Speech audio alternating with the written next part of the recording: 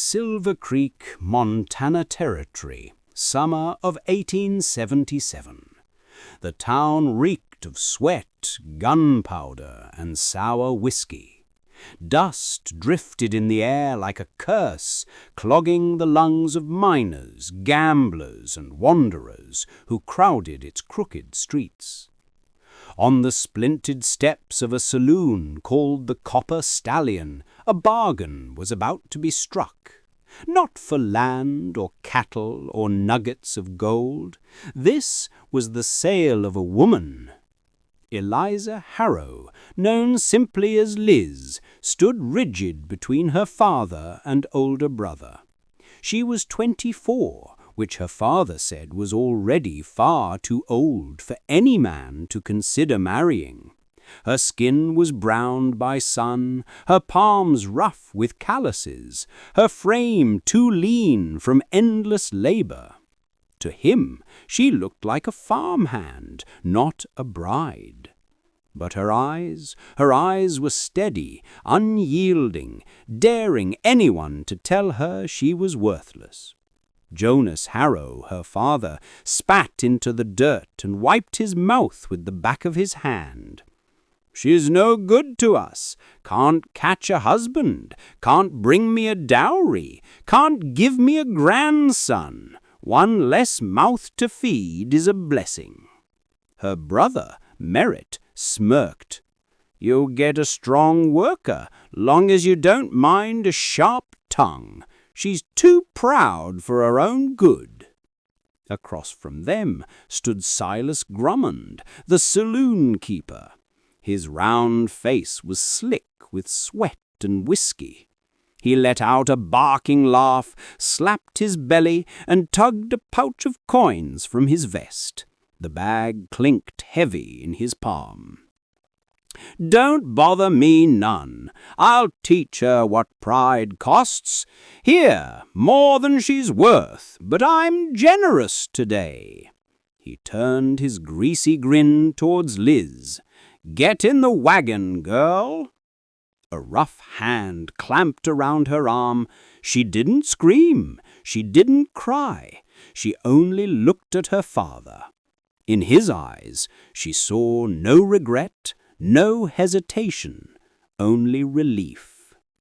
The crowd howled and jeered, miners, drunkards, ranch hands, hungry for a bit of cruel entertainment. "Lucky you, Silas," one shouted. "Bet she'll scrub up nice. Useless women belong in saloons or graves," another chimed in. Liz's jaw tightened, her chest a storm of fury and shame. Yet she stood tall, refusing to break before them. Then a shadow shifted near the general store. A man stepped forward, moving slow but sure, like a mountain deciding to walk. His buckskin coat was worn to threads, a hunting knife rode his hip, a hide satchel weighed on his shoulder. His beard was thick, his eyes hidden beneath the brim of a weather-stained hat.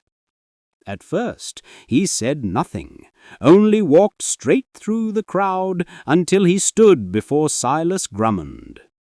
The saloon keeper sneered. "What do you want, Calder?" The man set his satchel on the table. It landed with a solid thud. Inside, pelts, leather, the labor of a harsh winter's hunt. Finally, his voice came low and steady. "If she's useless to you, then I'll take her. Not for pouring drinks, not for birthing sons. I'll give her a roof. If she chooses, she can call it home." The crowd stilled. Even Silas blinked. Jonas Harrow sputtered like he'd swallowed glass.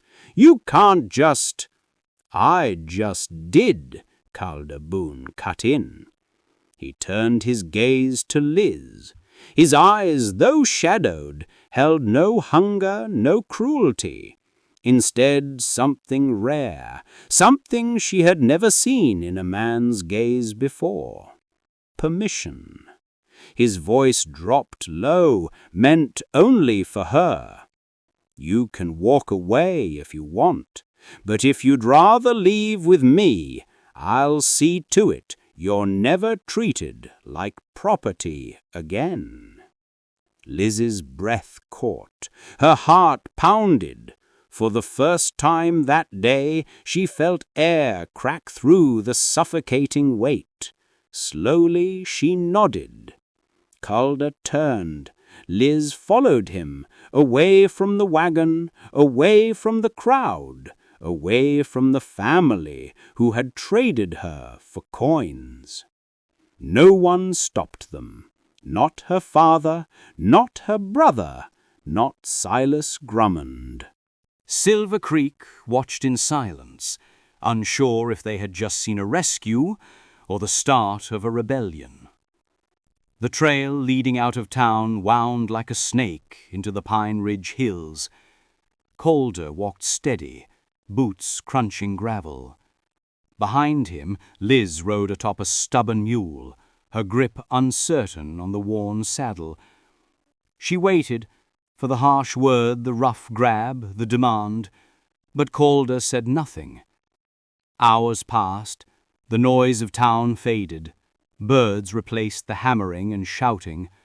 Pines thickened around them. For the first time in years, Liz was far from her father's shadow, far from the jeering eyes of men who measured her worth in coins. Relief and fear twisted inside her like tangled roots. At midday, Calder stopped by a stream. He knelt, dipped a tin cup and held it out. "Drink," he said simply. She hesitated. He didn't press. She sipped.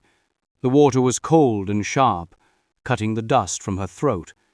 Only after she finished did he drink himself. When night came, they reached a small clearing. A rough log frame stood half-built, its roof patched with canvas and branches. A blackened fire pit lay at the center. It was no home, but it was a promise. Calder looked at her, his face lit by fading light. "This ain't comfort, not safety, not yet, but there's space here for a cabin, a real one. You can stay tonight, and tomorrow we start building. Or at first light, I'll take you back." Liz's voice cracked. "Why give me that choice?" "Because it's yours," he said.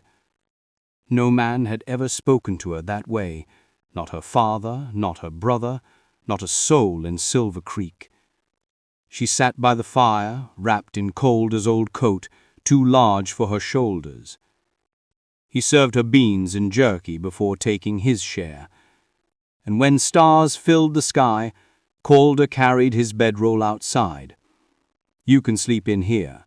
Canvas leaks some, but it'll hold." "You're not," she started, then stopped. He gave a small nod. "I'll be out here." For the first time in her life, Eliza Harrow lay down in the dark and drifted to sleep without fear. The days stretched longer as summer draped itself over the mountains. Each morning Liz awoke to the scent of pine and the call of wild birds. Her hands, once dismissed as too soft and useless, began to toughen with labor. She split logs, hauled stones, mixed mud, and learned to swing a mallet without fear.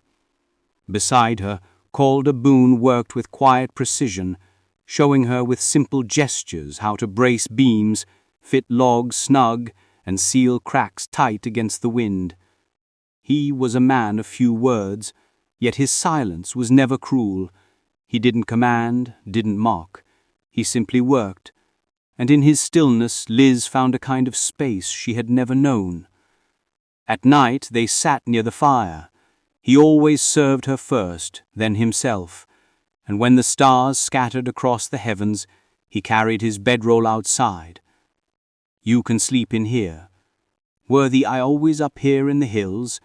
No, I was a carpenter once, built barns, porches, coffins, had a little house near the river.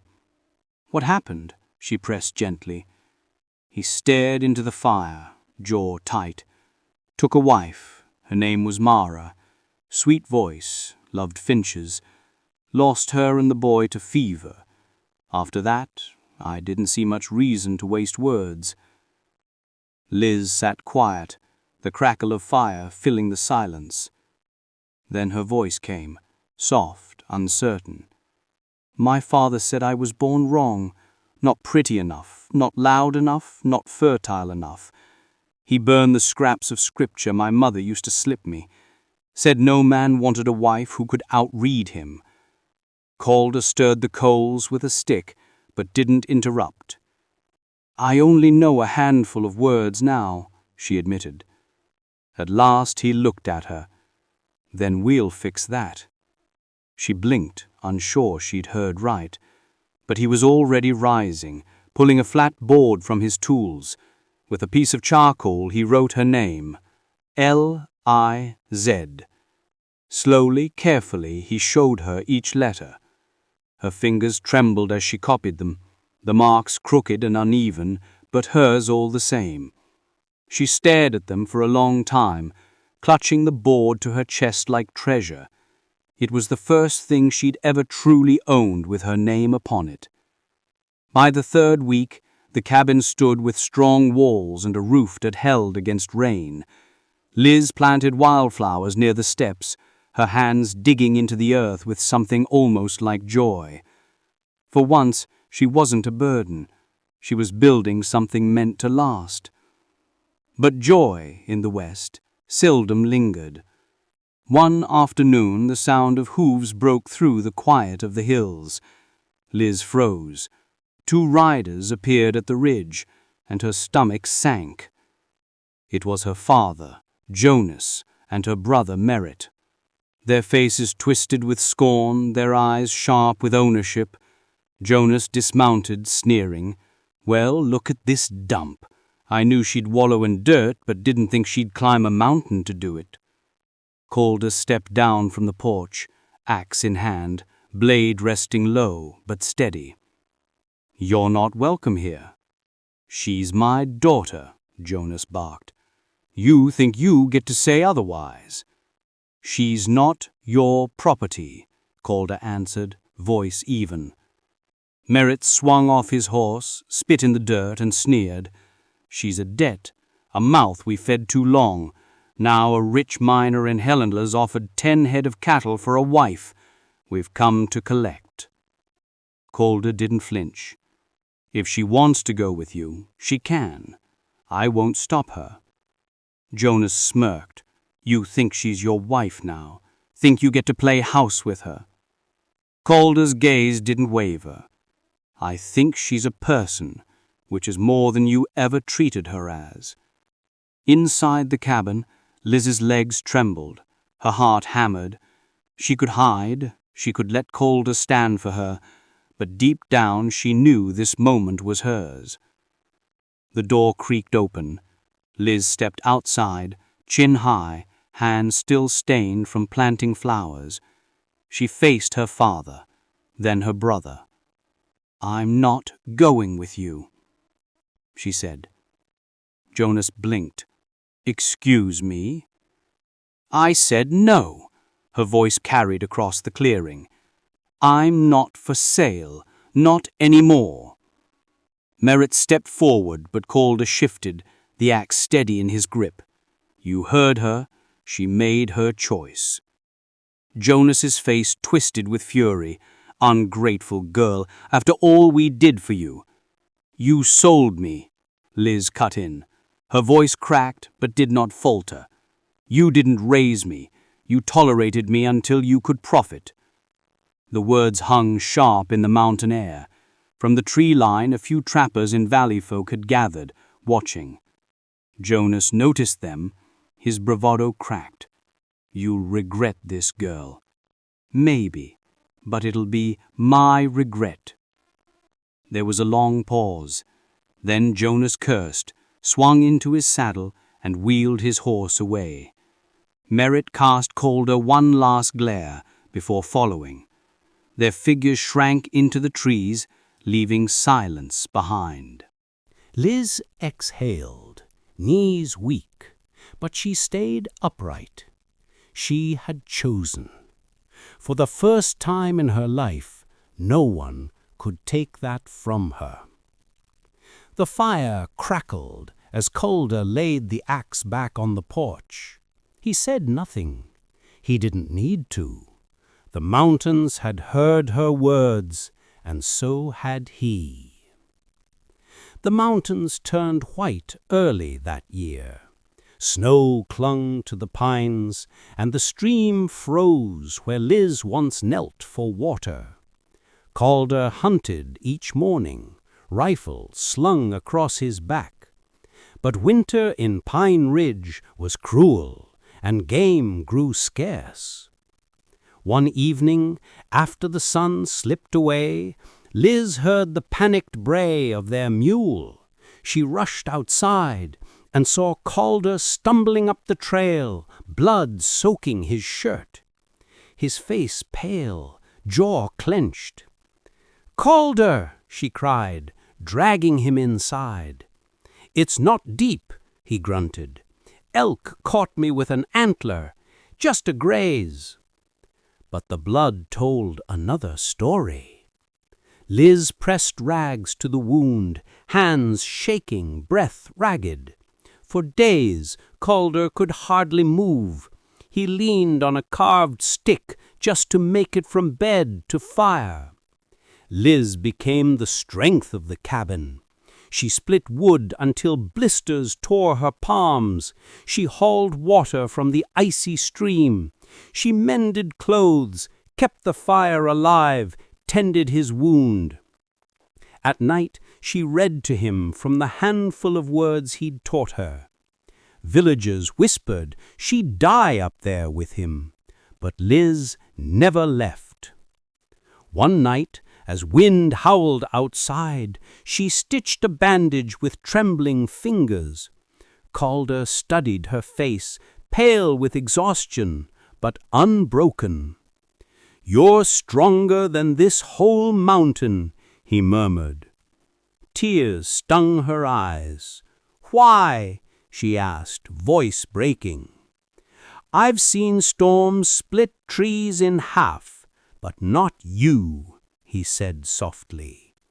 Her head bowed, shoulders shaking with quiet sobs. For the first time in her life, someone had called her strong. Calder reached, his hand closing gently over hers.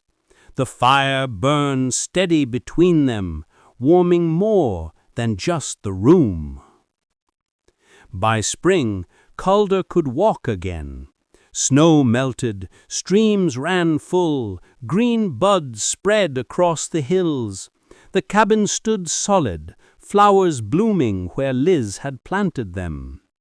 One afternoon, 3 riders came, prospectors from the south. Their leader, Lyle Trent, tipped his hat and offered Liz a folded paper. "We've got a claim down in town. Need someone who can read receipts and keep ledgers. Pays fair, roof over your head. You'd be the first woman hired for brains, not just bedding." Liz's chest tightened. A real job, a chance to stand on her own, free from dependence. That night, she sat by the fire, staring at the offer. Calder carved cedar in silence. At last, he set down the wood and placed something beside her. A small, hand-carved map. "If you want to go, this'll take you down. Easiest trail after snowmelt." Liz stared. "And if I don't?" "Keep it anyway, so you'll always know the way back." "Calder, aren't you going to stop me? Say something." His eyes softened. "You're not mine to keep. That's the point." 2 mornings later, Liz stood at the trail as Lyle's wagon rattled closer. He waved. "You ready, miss?" She clutched the carved map in one hand, the offer in the other. Her heart thundered. Then she shook her head. No. Lyle frowned. "You're sure?" "I already live where I want to be," she said firmly. She turned back up the slope. Calder waited on the porch. She pressed the map into his palm and smiled. "Turns out I don't need it. I'm already home." He didn't smile. He only nodded, but his eyes spoke louder than words. That spring, the cabin became more than shelter. Liz laid slate and chalk on a long wooden table Calder had built. Children from the valley came, paying in eggs and corn for lessons. Mothers lingered at the door, listening as little ones spelled their names for the first time. Liz's voice filled the cabin, teaching letters once denied to her. And when she looked up, she often found Calder watching from the porch, carving stools for the children, his quiet pride shining through his weathered face. One Sunday morning, beneath the tallest pine, the valley folk gathered. Liz wore a white dress stitched from flour sacks, wildflowers braided in her hair. Calder stood beside her in a clean shirt, beard trimmed neat. Children scattered petals at her feet, and a broken fiddle played a thin but sweet tune. Liz took his hands, her voice steady. "I once believed I was nothing, that my worth came only from what others could take from me. But this man built me more than a cabin. He gave me a place to stand, a name to carry, a life of my own choosing." Calder's voice cracked as he answered, "I've built many things, barns, coffins, porches, but nothing was finished until her.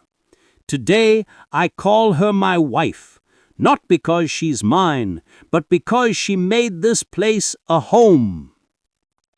The crowd cheered, children clapped, and when Calder slipped a hand-carved wooden ring on Liz's finger, the forest itself seemed to still in reverence.